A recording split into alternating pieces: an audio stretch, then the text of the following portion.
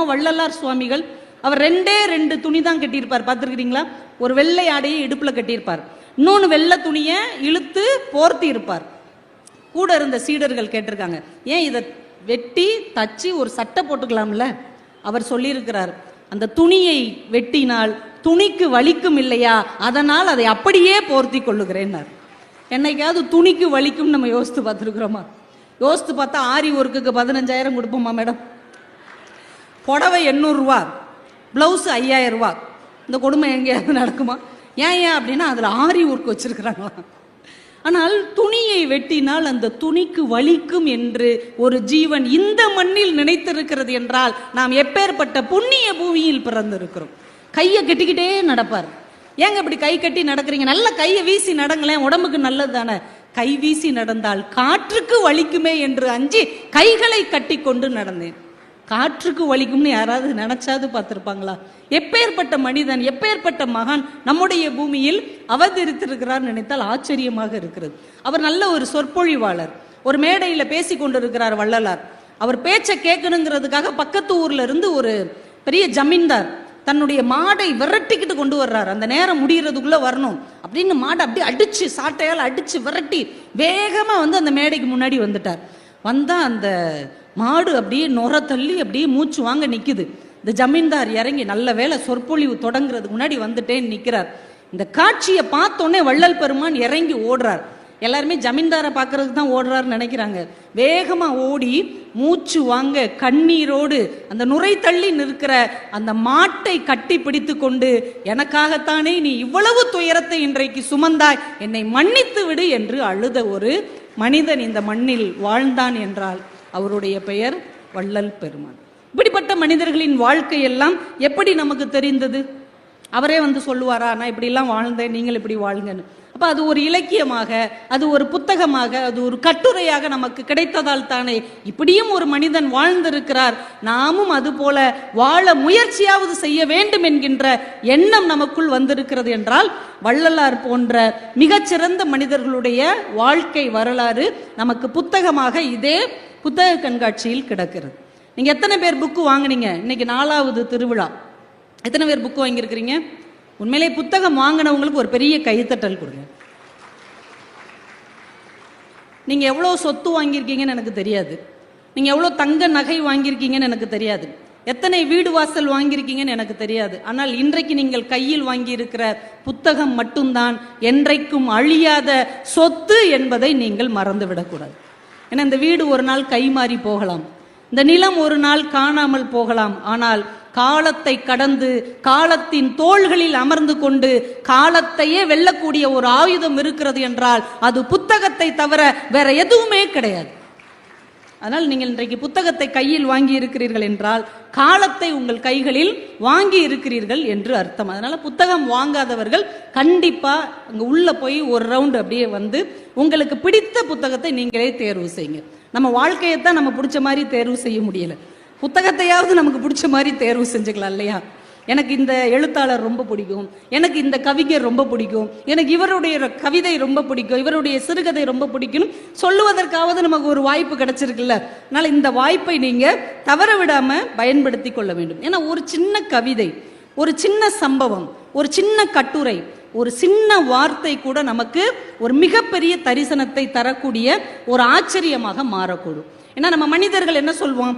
நல்லது கெட்டது தெரிஞ்சு நடந்துக்கணும், இது நல்லது இது கெட்டது அப்படின்னு நம்ம சொல்லுவோம்ல. அது உண்மையிலே என்ன தெரியுமா? நீங்க மனசாட்சியை தொட்டு சொல்லுங்க. நல்லதுங்கிறது என்ன தெரியுமா? உங்களுக்கு பிடிச்சது. கெட்டதுன்னு என்ன தெரியுமா? உங்களுக்கு பிடிக்காது. உங்களுக்கு ரொம்ப ஒருத்தரை பிடிச்சிருந்ததுன்னு வைங்க, அவர் நல்லவர். நாளைக்கே அவர் உங்களுக்கு பிடிக்கலன்னு வைங்க, அவன் கிடக்கான் லூசு பைய. நேற்று வரைக்கும் அவரை பிடிச்சிருந்தது அதனால அவர் நல்லவர், இன்னைக்கு பிடிக்கல அதனால கெட்டவர். மனிதன் நல்லது கெட்டதை நன்மை தீமை வைத்து பார்ப்பதில்லை, தனக்கு பிடித்திருக்கிறதா பிடிக்கலையா என்பதை வைத்துத்தான் பார்க்கிறான். இதுவே மனிதனுடைய ஒரு சிறுமைதான். ஒரு கடல் இருந்திருக்கு, ஒரு கடல்ல ஒரு இளம் பெண் கொஞ்ச நேரம் போய் கால் நனைச்சிருக்கிறா. திடீர்னு பார்த்தா ஒரு கொலுசை காணும். தேடி தேடி பார்த்தா அது எள்ள கொண்டு போயிடுச்சு. உடனே அந்த கடற்கரையில எழுதுறா, இந்த கடல் ஒரு திருடன் அப்படின்னு எழுதி வச்சுட்டு போயிட்டான். அந்த கடல் அதை அழிச்சிருச்சு. கொஞ்ச நேரம் கழிச்சு ஒரு மீனவன், அன்னைக்கு நிறைய மீன்களோட கடற்கரைக்கு வர்றான். இந்த கடல் ஒரு வள்ளல் அப்படின்னு எழுதி வச்சுட்டு போறான். அதையும் கடல் அழித்து விட்டு போனது. சிறிது நேரம் கழித்து ஒரு சின்ன குழந்தை ரொம்ப நேரம் அங்க விளையாடிட்டு இந்த கடல் ஒரு தோழன் அப்படின்னு எழுதி வைத்து விட்டு போனது. அதையும் கடல் அழித்து விட்டு போனது. ஒரு துறவி வந்து பார்த்தார். எதையும் தனக்குள் ஏற்றுக்கொள்ளாமல் அந்தந்த கருத்தை அப்படியே அழித்து விட்டு செல்லுகிற இந்த கடல் தான் உண்மையான துறவி என்று அவர் எழுதி வைத்து விட்டு போனார். அதையும் கடல் அழித்து விட்டு போனது.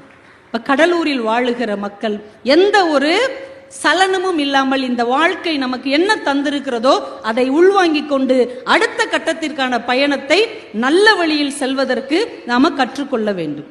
எவ்வளவு அழகழகான கவிதைகள் நமக்கு கிடைத்திருக்கிறது. லிங்குசாமின்னு ஒரு டைரக்டர் இருக்கிறார், ஒரு இயக்குனர் இருக்கிறார்ல, ரன் படம்லாம் எடுத்தவர். நல்லா இருக்கும் அவருடைய படம், வேட்டை படம்லாம் நல்லா இருக்கும். சமீபத்தில் அவருடைய ஒரு கவிதை பற்றி அவரே சொன்ன ஒரு பேட்டி நான் பார்த்தேன். பர்வீன் மேடத்துக்கு அந்த பேட்டி சொல்லியிருந்தார். என்ன கவிதைனா, திடீர்னு அவருக்கு தோணுச்சான் ஒரு குட்டி கவிதை. குழந்தை செய்தது என்னவோ கப்பல் தான், குழந்தை செய்தது என்னவோ கப்பல் தான், விமானமாக மாற்றியது காற்று. புரியுதா? அந்த குழந்தை கப்பல் செஞ்சு விளையாடிக்கிட்டு இருக்கு. வேகமா ஒரு காத்தடிச்சு அந்த கப்பல் என்ன ஆயிடுச்சு, பறந்துருச்சு. அது விமானமாக மாறிவிட்டது. இது ஒரு குழந்தையின் செயலுக்காக எழுதப்பட்ட கவிதை நீங்க நினைக்கிறீங்களா?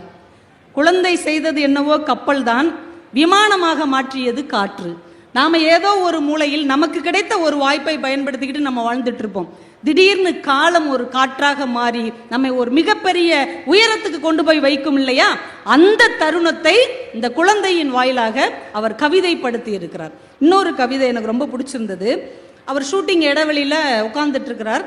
அவர் கலட்டி போட்ட செருப்பு மேல ஒரு எறும்பு ஏறி இறங்கி போயிருக்கு.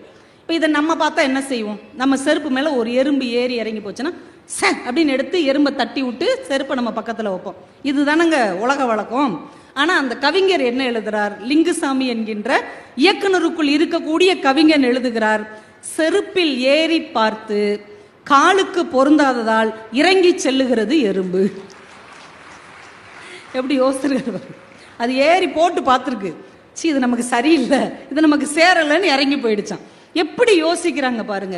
ஒரு சின்னஞ்சிறிய உயிரினத்துக்குள் இவ்வளவு பெரிய சிந்தனையை ஏற்றி வைக்கிற ஒரு கவித்துவமான மனது இருந்தால் போதும், எத்தனை தோல்விகளையும் கடந்து வெற்றியை நோக்கி நம்மால் பயணிக்க முடியும் என்பதை ஒவ்வொரு கவிதையும் நமக்கு கற்றுக் கொடுத்து கொண்டே இருக்கிறது. இதே எறும்பை வச்சு முத்துலிங்கம் என்கின்ற கனடாவில் இருக்கக்கூடிய எனக்கு ரொம்ப ரொம்ப பிடித்த எழுத்தாளர் ஒன்று எழுதியிருப்பார்.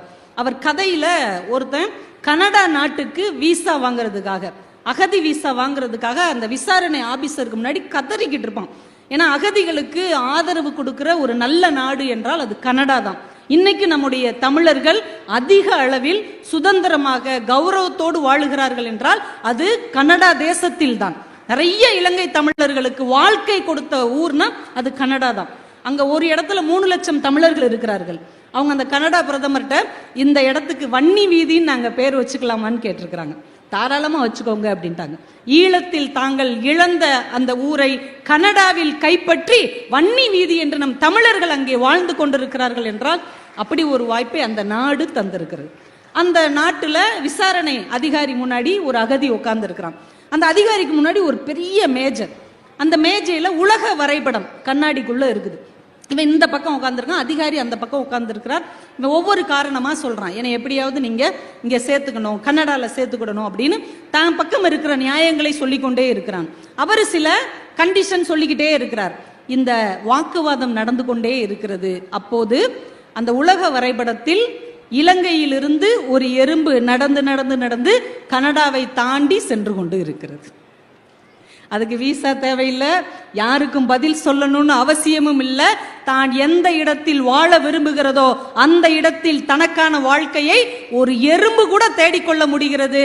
ஆனால் மனிதனான நம்மால் தேடிக்கொள்ளவே முடியவில்லை என்றால் நம்மை விட எறும்பு பெருசு தானே. எறும்பு எந்த ஆபீசருக்காவது கை கட்டி பதில் சொல்லணுமா? 5 மணின்னா 5 மணிக்கு வரணும்னா வரணுமா? அது தேவையே இல்லை. ஆனால் நம்ம என்ன சொல்லுவோம், சி எறும்புன்னு மிதிச்சுட்டு போகிறோம். ஆனால் அது எவ்வளவு கௌரவமான ஒரு வாழ்க்கையை வாழ்ந்து கொண்டு இருக்கிறது. ஒரு ஜென் கவிதை ஒன்று உண்டு. ஜப்பானில் ஒரு தூங்கும் எரிமலை ஒன்று உண்டு.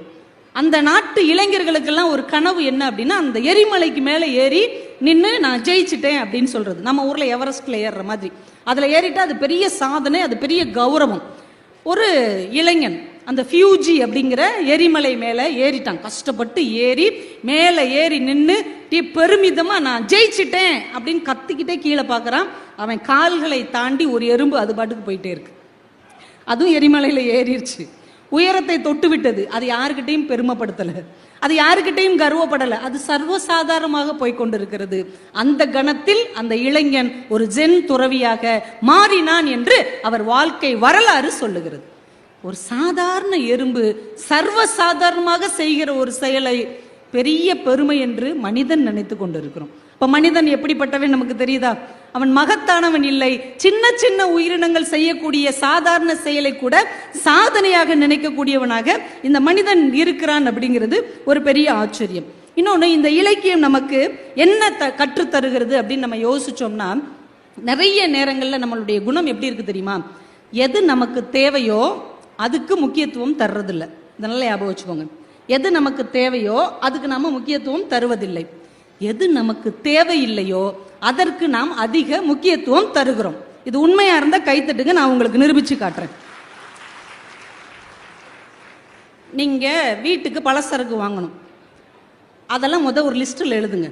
முன்னாடிலாம் பலசரக்கு கடையில் அண்ணாச்சி கடையில் வாங்கும்போது ஒரு பேப்பரில் எழுதிட்டு போவோம்ல, அதே மாதிரி எழுதுங்க. ஒரு 10 பொருள் எழுதிட்டு டிபார்ட்மெண்டல் ஸ்டோருக்கோ இல்லை பெரிய ஷாப்பிங் மாலில் உள்ள அந்த கடைக்கோ போங்க, போய் பர்ச்சேஸ் பண்ணுங்க. திரும்பி வீட்டுக்கு வாங்க, எத்தனை பொருள்னு எண்ணி பாருங்க. குறைந்தபட்சம் 25 பொருள் வாங்கிட்டு வந்திருப்பீங்க. நீங்க எழுதிட்டு போனது 10 பொருள், நீங்க வாங்கிட்டு வந்தது 25 பொருட்கள். அந்த மீதி 15 பொருள்ல பாதி பொருள் உங்களுக்கு தேவையே இல்லாதது, இன்னும் பாதி பொருள் இப்போதைக்கு தேவைப்படாதது, இன்னும் மீதி பொருள் எப்போதைக்கும் தேவைப்படாதது. ஆனா அதுதான் விலை கூடுனதா இருக்கும். நீங்க நல்லா யோசிச்சு பாருங்க, ஆண்கள் கவனிச்சு பாருங்க. உள்ள நுழைஞ்ச உடனே 3 டப்பா 100 ரூபாயாங்க, 2 எடுத்துக்கிறோம். ஏற்கனவே 10 டப்பா சும்மா தானே இருக்கு, இருக்கட்டும், எதுக்கும் தேவைப்படும், டக்குன்னு அதை எடுத்து வைப்போம். 2 கிலோ ஷாம்பு வாங்கினா, 2 லிட்டர் ஷாம்பு வாங்கினா 2 லிட்டர் ஷாம்பு ஃப்ரீயா, அதையும் எடுத்துக்குவோம். ஏமா ஏற்கனவே வீட்டில் 1/2 லிட்டர் ஷாம்பு இருக்குல்லம்மா, எனக்கு ஷாம்பு தேவையே இல்லை, நீ மாசத்துக்கு 2 தடவை தான் தலைக்கே குளிக்கிறார், இது எதுக்கு, இருக்கட்டும், ஒரு லாபம் தானே, அதையும் வாங்கிக்கிடுவாங்க. உன்னை கணவர் பார்ப்பார், இவ ஒன்று வாங்கும்போது நம்ம சும்மா இருக்கணுமா, இந்த கிவி பழம் 2 பாக்கெட் எடுத்து போடு, ஏன் வீட்டில் தான் திராட்சை பழம் இருக்குல்ல, அதுவும் இருக்கட்டும், இதுவும் இருக்கட்டும். வீட்டுக்கு வந்து பார்த்தீங்கன்னா தேவைப்படுகிற 10 பொருளுக்கு ஆன செலவை விட தேவைப்படாத 15 பொருளுக்கு நீங்கள் செலவு செய்தது தான் அதிகமாக இருக்கும். இப்போ தெரியுதா, நமக்கு எது தேவையோ அதுக்கு முக்கியத்துவம் கொடுப்பதில்லை, எது தேவையில்லையோ அதற்கு முக்கியத்துவம் கொடுக்குறேன். இன்னும் எளிதாக சொல்கிறேன், உங்கள் எல்லார் கையிலையும் ஒரு மொபைல் ஃபோன் இருக்குல்ல, இந்த மொபைல் ஃபோனில் நீங்கள் காலையில் வீட்டில் உள்ள ஆண் உட்காந்துருக்கீங்கன்னு வைங்க, வீட்டம்மா சொல்கிறாங்க, ஏங்க இந்த கிரைண்டர் கிட்ட லைட்டாக ஷாக் அடிக்கிற மாதிரி இருக்குது, எர்த்தடிக்கிற மாதிரி இருக்குது, அந்த எலக்ட்ரிஷியனுக்கு ஒரு ஃபோன் போடுங்க. உடனே நீங்கள் ஃபோனை எடுக்கிறீங்க, எடுத்த உடனே வாட்ஸ்அப்பில் ஏதோ நோட்டிஃபிகேஷன் வந்திருக்கு, என்னன்னு உள்ளே பார்க்குறீங்க, தமிழனாக இருந்தால் ஷேர் பண்ணு, ஐயோ நான் தமிழன் தான் நீங்கள் ஒரு 10 பேருக்கு ஷேர் பண்ணுறீங்க. பார்த்தா இன்னொரு நோட்டிஃபிகேஷன் வந்திருக்கு, நீ இந்தியனாக இருந்தால் இதை ஷேர் பண்ணு, ஐயோ நான் இந்தியனும் தான் அப்படின்னு மறுபடி நீங்கள் ஷேர் பண்ணுறீங்க. இன்னொரு பதிவு, நீ மனிதனாக இருந்தால் இதை 100 பேருக்கு ஷேர் பண்ணு, உடனே நம்ம மனிதனாக இருக்கிறோங்கிறத நிரூபிக்கிறதுக்கு 100 பேருக்கு ஷேர் பண்ணிடுவோம். அப்புறம் பார்த்தா ஃபேஸ்புக்கில் யாரோ ஒரு பதிவு போட்டிருப்பாங்க, அதுக்குள்ளே புகுந்து அவங்கக்கிட்ட திட்டி லைக் பண்ணி ஹார்ட் போட்டு அது ஒரு 1/4 மணி நேரம் ஓடிடும். அப்புறம் ரீல்ஸ் எடுத்து பார்த்து, என்னம்மா இந்த பொண்ணு டான்ஸ் ஆடுது, அழகா ஆடுது, இப்படின்னு ஒன்றா பார்த்துட்டு வெளியே வந்தீங்கன்னா 40 நிமிஷம் ஆயிருக்கும். ஆனால் எதுக்கு இந்த ஃபோனை எடுத்தீங்கன்னு உங்களுக்கு மறந்து போயிருக்கும். எதுக்கு எடுத்தோன்னு யோசிச்சுட்டு இருக்கும் போதே அந்த அம்மா கேட்கும், எலக்ட்ரிஷியனுக்கு ஃபோன் பண்ணீங்களா, இதை பண்ணிட்டு இருக்கேன். தேவையே இல்லாமல் 40 நிமிடம் உங்களுடைய வாழ்க்கையில் வீணாக போயிருக்கும். இப்போ உங்களுக்கு ஞாபகம் இருக்கா, எது தேவையோ அதுக்கு முக்கியத்துவம் கொடுக்கறது இல்லை, எது தேவையில்லையோ அதற்கு நாம் முக்கியத்துவம் கொடுத்து கொண்டிருக்கிறோம். அதை நமக்கு நினைவுபடுத்துவது இலக்கியமாக இருக்கிறது. நீங்க கொஞ்சம் அந்த நேரத்தில் புத்தகத்தை கையில் வைத்துக் கொண்டீர்கள் என்றால் இந்த வாழ்க்கை அர்த்தமுள்ளதாக மாறும்.